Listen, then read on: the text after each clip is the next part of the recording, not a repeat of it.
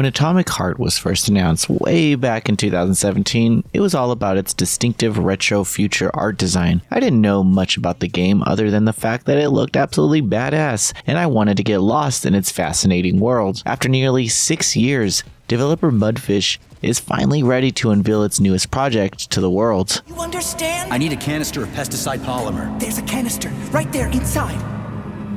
You'll have to find a PA400 polymer container. We blow the fucker to Kingdom Come, then you can take whatever you want, okay? Fine, have it your way.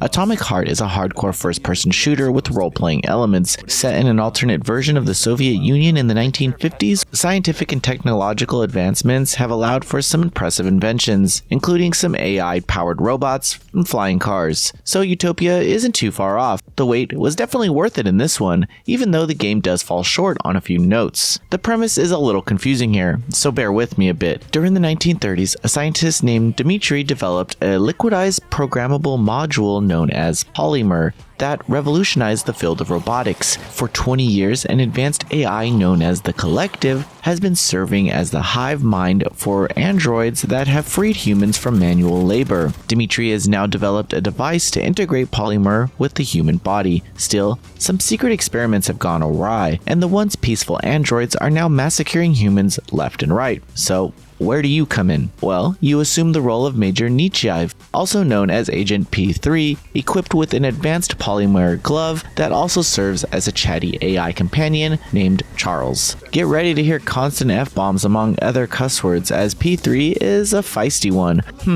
What's with vulgar main protagonists and talkative equipment partners nowadays? I'm looking at you, Forspoken and High on Life, sent by Dmitri to investigate Facility 3826, where most of the game takes place. You must confront biomechanical experiments that have gone wrong while also suffering from a deteriorating mental state. The premise is intriguing and goes way down the rabbit hole the deeper you dive, as the conspiracies enter the narrative and things just get crazy. Tangoing with the now corrupt Collective's underlings, you feel that you're going against a global AI systems.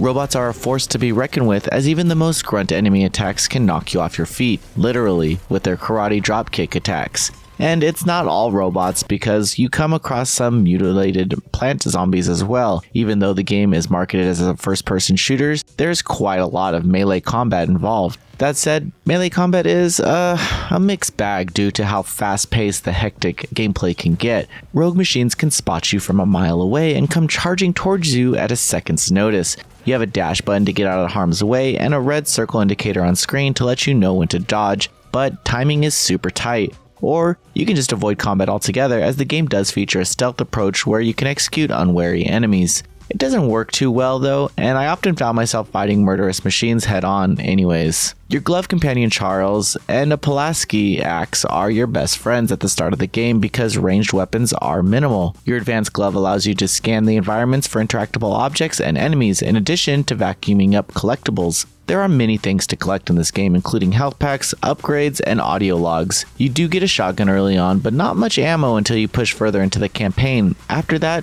combat becomes heavily versatile and varied, allowing for some insane combos and finishers. Charles can be upgraded and augmented at horny red machines called Nora to learn a variety of abilities, such as shocking your enemies or levitating them to smash them down with telekinesis attacks. Please don't ask me why they are so sex crazed, because your guess is as good as mine. There are more abilities that include an augmented shield or gaining frost capabilities. Your stats can be upgraded too, such as gaining an extra dash, more health, and running faster.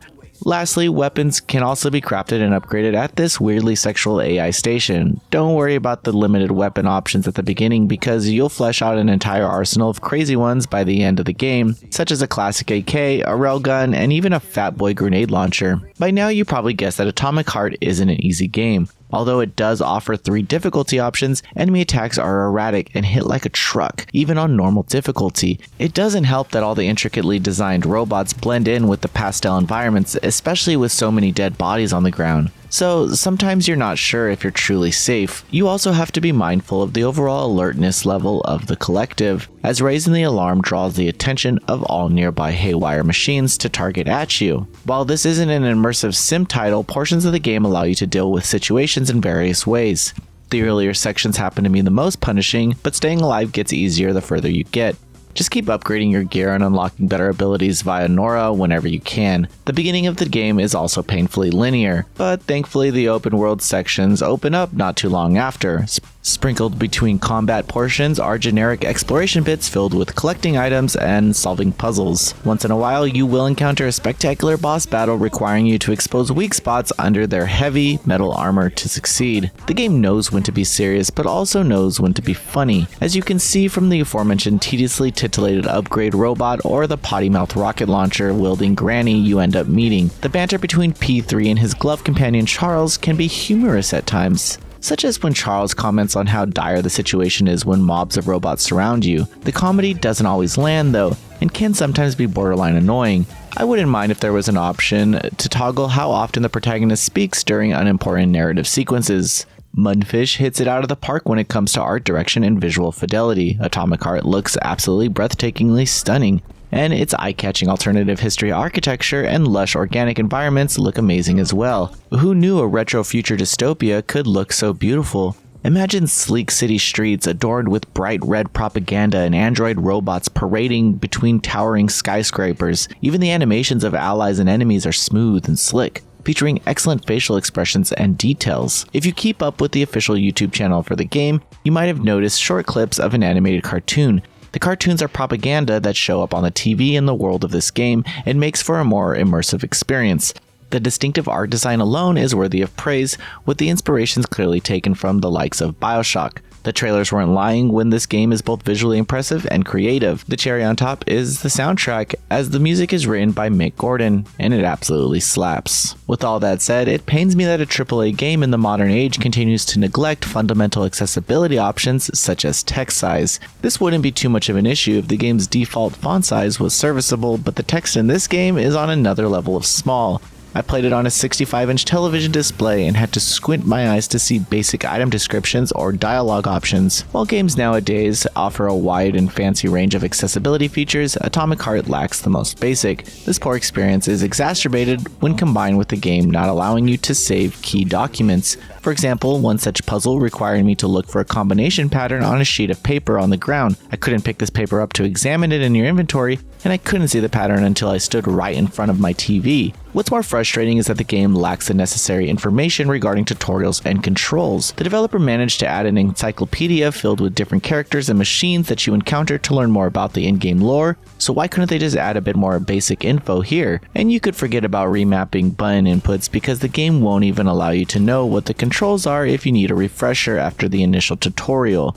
I was forced to resort to the good old guess and check method by pressing every button on my controller to see what it did. Mudfish has managed to capture the attention of many with Atomic Heart's narrative intrigue set in the 1950s alternate history Soviet dystopia. The creative art direction and visual designs are immaculate, and the combat against haywire animatronics is crisp and meaty. However, all the heavy metal shredding in this world isn't enough to save the game from an extremely poor user interface design and lack of basic accessibility features. Still, Noisy Pixel is giving Atomic Heart an 8 out of 10. Thanks for watching. Please read the full review at noisypixel.net. Noisy Pixel is run by a group of gamers who work hard to deliver news, reviews, previews, and more. Please subscribe to keep up with all our future content.